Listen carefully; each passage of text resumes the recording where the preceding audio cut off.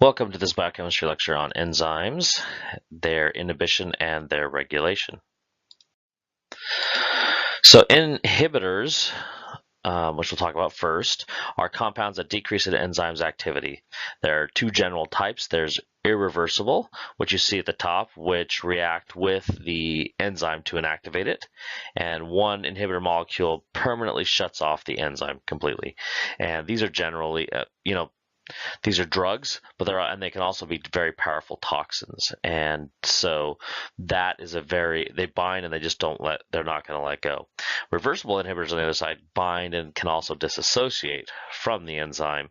And these are like structural analogs of products. So, they're very similarly structured to the products they produced, and they also are used as drugs as well. As they can slow down an enzyme. Reversibles inhibitors can bind to the free enzyme and prevent your substrate binding as well, and they can prevent the product from being formed. So both are possible. So there are three types of inhibition.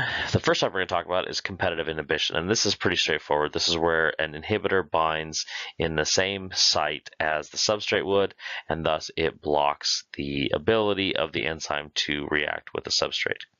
And so you end up with a blocked mechanism. It does not affect the catalysis at all. It just sits in that binding pocket and does not allow the substrate to bind, and therefore the products are not formed. You get an enzyme inhibitor complex forming versus the enzyme from the product. This shows a Lineweaver-Burke plot of what competitive inhibition looks like, and what you basically see is all three of your concentration lines, or all 12 or however many you have, cross at the x-axis at the same location. And so this is an example. This is how you would identify if it was competitively inhibiting. It's a very straightforward mechanism, and it does there's no change in Vmax, but there's an apparent increase in the Km. So the competitive inhibitor does this to the enzyme and the reaction rate/velocity. Uncompetitive inhibition is where it does not bind at the active site. So there's two locations, but because of that, it does something, whether it does not allow it doesn't allow the ES complex to form or something, and somewhere along that, but it changes the conformation of the protein, which we'll talk about in a little bit, but it alters the ability of the products to be formed, but the binding does not occur at the active site. It does not affect substrate binding. It just affects the catalytic ability, the catalytic function of that enzyme. Whereas in the competitive, that molecule is binding at the active site and it's not inhibiting the catalytic function. It's affecting the affinity. And so this is the exact opposite. This does not affect the affinity, but it does inhibit the catalytic function of the molecule. And how do we see that? So here is how we identify if the inhibition is uncompetitive, meaning it does not bind at the active site. We get a decrease in the Vmax, an apparent decrease in the Km, no change in the Km/Vmax. So what you see that is 3 or 12 or X number of parallel lines that all cross the y-intersect at different locations on the y-axis. So they all cross. They're all parallel lines at different concentrations. So that's what you see with an uncompetitive inhibition. A mixed inhibition is it is halfway at the active site. It does bind the substrate sometimes, so you get various sometimes you get enzyme inhibitor complexes, sometimes you get enzyme substrate complexes, sometimes you get enzyme substrate inhibitor complexes. So you get all three of those, and they have different mechanisms, and they can bind either to the enzyme or the substrate, but it binds the enzyme with to the regulatory site, and it inhibits both substrate binding and catalysis.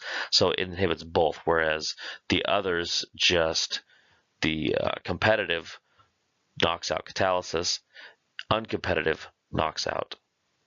I said that backwards. Competitive knocks out binding, uncompetitive knocks out catalysis, mixed knocks out both.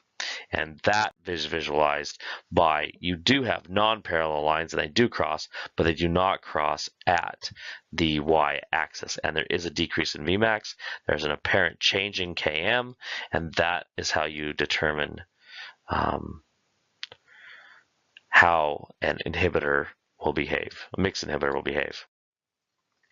So the other aspect of all this is enzyme regulations, and enzymes can be regulated by non-covalent modifications, covalent modifications, and they can be reversible or irreversible. And mainly what you're going to find is that we see an allosteric change or a feedback mechanism. Those are the two main types of enzymatic regulation. And we've already talked a little bit about feedback inhibition. An allosteric change in an enzyme is the ability, when an inhibitor binds, it changes the conformation of that protein, and that change in conformation alters the ability, the catalytic ability of a function, or of an enzyme to function. Well, we'll talk about that in greater detail. Actually, sometimes it also increases it, so those are some of the things that may occur. Here are some reversible covalent modifications. So things like ubiquitination, acetylation, we'll talk about these when we, adenylation, phosphorylation.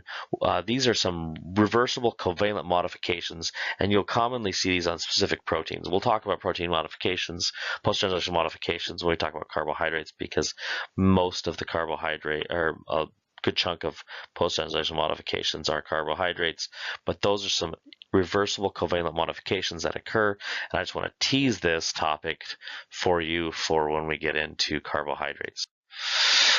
So we also can have zymogens, and zymogens are they are proteolytically cleaved enzymes that then are activated when they're cleaved. So chymotrypsin, trypsin, in this example, are cleaved, and then all of a sudden they're active. So we get a change in conformation based on a cleavage of a peptide or a polypeptide chain. All of a sudden we get an active protein, and that's a lot of how your blood system works, blood clotting and things like that. Chymotrypsin, trypsinogen, all of these are zymogens for these serine proteases. Again, we also can have non-covalent modifications, which are allosteric regulators. So these are examples of how you would identify them. There are three examples of complex responses to allosteric enzymes and their modulators. So in A, you have a sigmoid curve of a homotropic enzyme in which the substrate serves as a positive or stimulatory modulator or activator, and so you get a high state of reaction based on binding, and we'll talk about that a little bit more here. In B, you get the effect of several different concentrations of a positive modulator. So it's very concentration dependent, and that alters the Vmax of a protein. So, and those are two examples of allosteric modulators. An allosteric modulator basically means that the protein changes conformation upon binding, and that can be up or down or positive or negative. There's different kinds of this allosteric changes.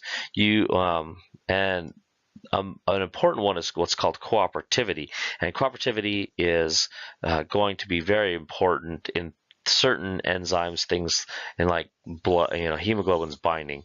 And so what you end up doing when you bind a ligand to one site affects the binding properties of a different site on the same protein. So what you get is a change in conformation upon binding that either increases, most of the time it increases the ability to bind the molecule, the same molecule commonly as well. So allosteric protein can either be homotropic, meaning the normal ligand is the same as the one that increases the cooperativity, or it can be heterotrophic, meaning you get different structural changes from a different ligand. So in this situation, you get something that's bound, and you get a second ligand molecule bound to a second subunit, and this binding is with higher affinity or lower affinity, or affects the affinity. Mainly it's higher, but cooperativity means that you have different ligands binding, and that increases the affinity for that molecule. So how we determine that is a hill plot of cooperativity. And so the classic example is hemoglobin. You're going to want to know about this. When you get after a certain amount of binding, you get an altered binding affinity. So you get altered binding, and you can see that in the red line as there's an increased line with a higher affinity for oxygen based on how much. So once one oxygen molecule binds, you get a higher affinity at the other sites, so that you get an increased affinity. And there's two models of cooperativity, concerted and sequential. And you can see concerted, you get with one binding, you can get increased affinity with all of them. Sequential, it means that there is one site, and then the next site that increases the affinity for the next site, and once that binds, then the next site changes, and then so on and so forth. And so A, we have concerted, B, you have sequential. And so you get different abilities to do different things based on there's different models of this cooperativity depending on the molecule and whether it's sequential or we get entirely changed effect all at once. Those are the discussion points for enzyme inhibition and regulation, and we hope you enjoyed it, and we'll look forward to seeing you in class.